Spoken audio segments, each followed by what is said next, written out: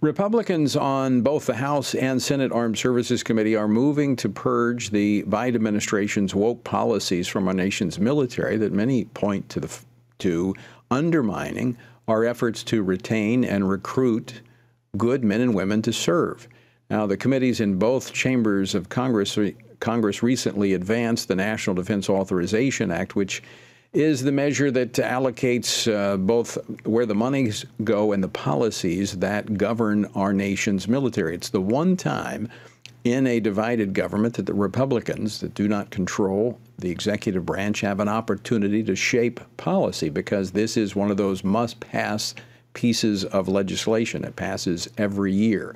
So what's next in this process? Where does it stand? Will our military become focused on its main mission and away from these woke priorities of the left? Well, joining me now to discuss this is Congressman Mark Alford. He serves on the House Armed Services Committee, the House Agriculture Committee, and the House Small Business Committee. He represents the 4th Congressional District of Missouri. Congressman Alford, welcome back to Washington Watch. Thank you so much, Tony. We're live in our district office in Lebanon, Missouri, not too far from Fort Leonard Wood. Well, I want to commend you. I watched part of the House Armed Services Committee hearing, and you worked very hard to try to purge these woke policies from our nation's military. Give us an update on where things stand. Well, Tony, as you know, we've reached a critical point, a critical juncture in our nation's history, with recruitment falling, missing our mark in the Army by 25% last year. The Navy just barely meeting its goal. The Marines did meet their goal. But as we're facing this pacing threat from communist China, we need every able-bodied American who wants to sign up to be in our military to do so. Only 9% of Americans' young people want to join the military. And there's a reason for that. I think we've talked about this before. We've lost a sense of patriotism in our country, but also the woke indoctrination of our young people, it creeping into our military, the drag shows that we're seeing on naval assets, ships, and on military bases. And also this digital advertising, digital ambassadors trying to recruit people into the military who agree with their woke lifestyle. We need to put an end to that. And last Wednesday, I'm proud to say I was part of a team of Republicans who did something about it. We are defunding these policies. We're getting rid of the drag shows on military bases.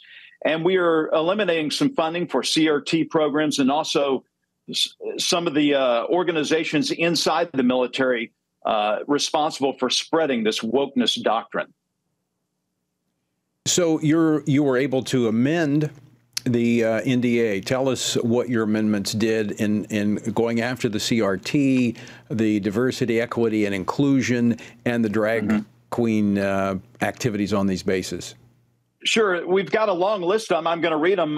We're reining in the cost of training for CRT. We're eliminating the chief diversity officer of the Department of Defense.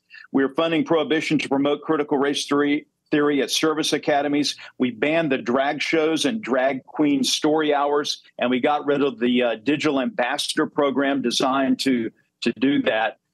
To bring more people into the military with woke ideology. These things together are going to work in concert to try to restore some sanity back to the process, and in return, get young people interested in joining the military again.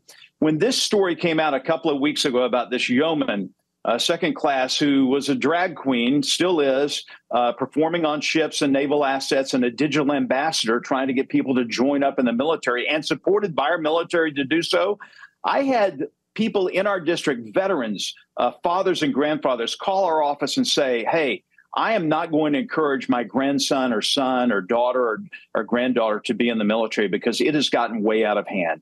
I think this is a first step in getting things righted in America with our military.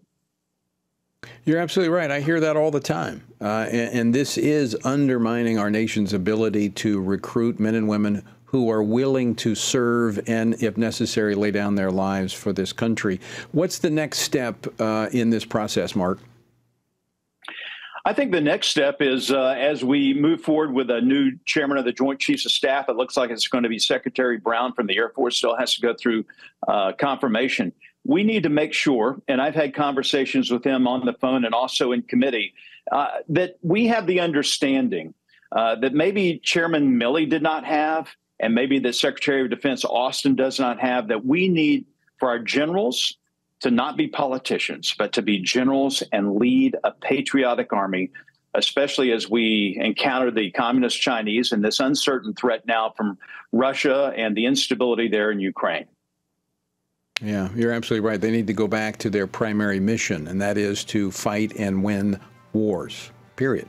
Exactly. Congressman Alford, always great to see you. Thanks so much for joining us today. Thank you. God bless, Tony.